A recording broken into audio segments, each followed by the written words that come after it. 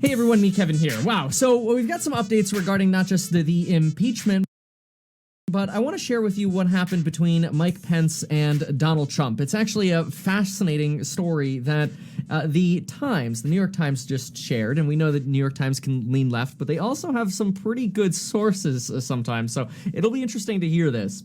So here's what we know. First, earlier today, Donald Trump spoke at the border wall. There, Donald Trump said he had zero concern about the 25th Amendment, and this sort of implied that Pence wasn't going to invoke the 25th Amendment to remove Donald Trump.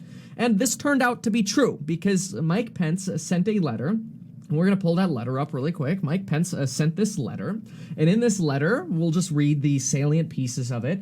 He says, hey, we're saddened by the attack on the Capitol. Last week, I did not yield to pressure from Donald Trump to exert power beyond my constitutional authority to determine the outcome of the election. And I will now not yield to the efforts of the House Representatives to play political games at a time so serious in the life of our nation. Now, this is a letter telling Congress, I'm not going to invoke the 25th Amendment. Right now, they are voting on requesting or just asking Mike Pence to invoke the 25th Amendment. That is literally what they are voting on right now, what Mike Pence already sent a letter for, saying he will not do. Now, it's interesting to listen to those speeches because it's sort of a like practice or rehearsal for what we're expecting tomorrow with the debate in Congress. But let's take a look at the rest of the letter here. As you know, full well, the 25th Amendment was designed to address the presidential incapacity or disability. Just a few months ago, you had introduced legislation to create a 25th Amendment Commission. You said a president's fitness for office must be determined by science and facts. And this is true. Back when they introduced this idea, Democrats said, hey, you know, we should have some kind of commission that's set up by 8 doctors that are Republicans, and I think it was 8 Democrats that are also doctors or have some sort of medical experience, and they should be able to determine the president's fitness to stand. And so Mike Pence is actually sort of using their own against them here by saying, hey, you know, I'm not going to go for this 25th Amendment here. Y'all said yourself you wanted a commission, and now you're saying you don't? Hey, look, I didn't bow down to the pressure of Donald Trump. I'm not about to bow down to the pressure of House Democrats. And then he sort of ends here with, I'm not going to read every single word here, but he ends with, I urge you and every member of Congress to avoid actions that would further divide and inflame the passions of the moment. Work with us to lower the temperature and unite our country as we prepare to inaugurate President-elect Joe Biden as the next president of the United States. I pledge to you that I will continue to do my work. So help me God, and so on and so forth. So, I mean, good letter. I mean, Mike Pence is very clear here. I think it's a very well put together letter. But Donald Trump ended up lashing out against Mike Pence, and we finally have some more details about what transpired over the last week. So to understand this a little bit better, it's helpful to know the backstory, and to me, this backstory was really interesting. So the backstory apparently is this. Mike Pence spent years excluded from most policy discussions at the White House and was excluded from official manifests or committee meetings. That is, he wasn't even really invited. Instead, Pence would simply keep an eye on when Donald Trump would wake up, and then Mike Pence would get ready and go hang out at the Oval Office and wait for Donald Trump. When there were meetings, Pence would just go into the meetings. Uninvited and unbriefed, he would go and he would be there to listen. And that way, he could be sort of a bouncing board for any of Trump's cabinet members in the event they needed help convincing Trump on something or communicating something to Donald Trump. So even though Pence was, it seemed like, at least according from this report, mostly sidelined in his job as VP, he did whatever he could to be sort of that fly on the wall and be there to help. Actually, really big of him. I mean, in my opinion, just kind of looking at this, you know, from an unbiased point of view, like, I feel like a lot of people would get really frustrated if that was happening, right? And he went through it. Apparently, and this is coming from these insider reports from the White House, apparently, the biggest job in the White House was not pissing Donald Trump off. That's a quote. Well, 3 years and 11 months, or after 3 years and 11 months of service, last week, Donald Trump lost it on Mike Pence, like lost it. And that's because Vice President Pence and his staff informed Trump that Pence would not attempt to overturn the election, something Mike Pence said he didn't have the power to do anyway.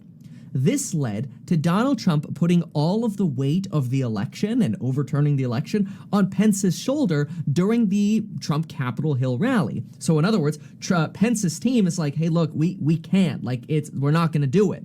That's why Trump during the rally, said that, hey, all eyes are going to be on Pence in so many words. Basically said, it's going to be up to Pence. Is he going to do the right thing, right? Those were some of the things that he said in his rally.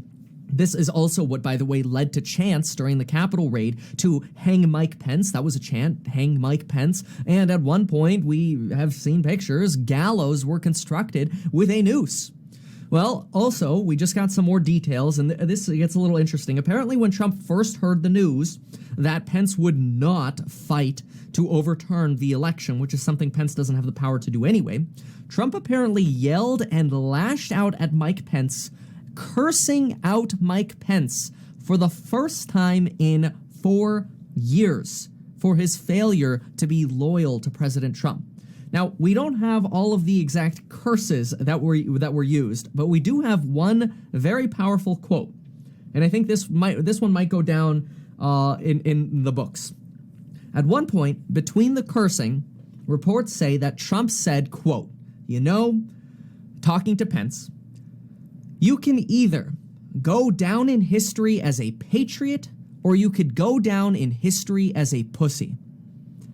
Pence, despite this, held firm, deciding to uphold the election. And that's kind of why when we were watching him live that day, he didn't seem happy. He just got chewed out. His 4 years of loyalty just got turned upside down. And guess what? This is I don't know. Left, right, I think you're going to find this inspiring. Reports say that when the Capitol raid began, Mike Pence, his wife, and children were immediately evacuated by the Secret Service, at first to a floor below and then to the basement. Then the Secret Service says, we got to get you out of the building because who knows? There could be a bomb. But Mike Pence refused to leave the Capitol. He told the Secret Service he was not going to leave. He said he refused to abandon the Capitol and wanted to stand by the Capitol. He's seen in pictures talking to chiefs of police and congressional leaders in lockdown during the raid at the Capitol. One Republican went as far as saying they had never seen Pence as angry as he was on that day in their lives. Now, fast forward to today. Donald Trump faces impeachment tomorrow in the House of Representatives. It's very likely that Trump will be impeached, as we have already now 4 members of the House, House Republicans, willing to join House of Democrats to vote to impeach Trump. And the House is, after all, democratically controlled, so we pretty much expect that Donald Trump will be the first president ever to be impeached twice. Now, Pence also does intend to attend the inauguration of Joe Biden, and so far it looks like Nancy Pelosi is going full steam ahead on, impeaching Donald Trump. And now we know this, but in fact, here is Nancy Pelosi's letter where she already outlines impeachment managers to oversee the trial. We're not going to read this. I'm just putting this up here because usually when you get to this point, the House is dead set on, as soon as they vote to impeach Trump, sending the impeachment resolutions directly to the Senate, which technically is supposed to force the Senate to come back within a day and hold a trial on impeachment. There have been rumors that the House might hold the impeachment resolutions until a future time, maybe after Biden's first 100 days, so that way this doesn't interfere with delaying stimulus or delaying cabinet nominations. But right now, everything seems to be full steam ahead with Nancy Pelosi. My guess right now, and I think these are the best guesses right now, is that tomorrow in the House we're going to see about 10 to 20 Republicans vote for that impeachment. When it comes to the Senate, this is where things are going to get really interesting. Mitch McConnell has expressed that he believes what Trump did is an impeachable offense. I mentioned in a video earlier that the whips in both chambers, both the House and the Senate, are not whipping their caucuses. I know a lot of people find that a funny phrase. But anyway, they're not doing that, which is ordinarily a process used to get everybody on the same page. Like, hey, all Republicans are going to go no on this. Make sure you vote no, so on and so forth, as I explained in the other video.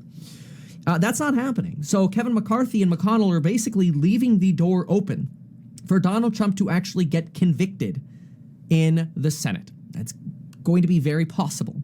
Mitch McConnell has updated his thinking and has said that he will decide whether to or whether not to impeach Donald Trump when he sees the actual articles sent over from the House. So what gets passed tomorrow, Mitch McConnell says he will decide when he actually gets the documents. Kevin McCarthy has said he will vote against, but Kevin McCarthy doesn't matter. He's over in the House. We need about 17, or Congress needs about, I shouldn't say we. Congress needs about 17 Republicans to join 50 Democrats right around the time of the inauguration to impeach Donald Trump. Or to convict Donald Trump. If Donald Trump is convicted, then Donald Trump he would be officially impeached. He wouldn't be acquitted. Then there could be another resolution that gets introduced that would strip Donald Trump's ability to run for office again. That, instead of requiring 67 votes, would only require 51 votes, which Democrats would have the majority for. So this gives you a little bit of a background into what happened between Donald Trump lashing out at Mike Pence, how Mike Pence stood for the country. Now, and if you disagree with the election, I would rather more say that as a fly on the wall within the White House and on the day that the Capitol was attacked by staying at the Capitol. That's like the man leading the ship, right? You got to give him credit for that. That was really great. And now we also have these latest updates on a time frame or what our expectations are for impeachment. So this catches us up to the absolute latest. Now, at this very moment, the House is still voting, or at the time of this recording, the House is still voting on on whether to pass a resolution to encourage Mike Pence to invoke the 25th Amendment. We already know that Mike Pence is not going to invoke the 25th Amendment, so this is mostly symbolic right now. So there we have kind of the update on Trump lashing out and the impeachment update. So thanks for watching that impeachment update.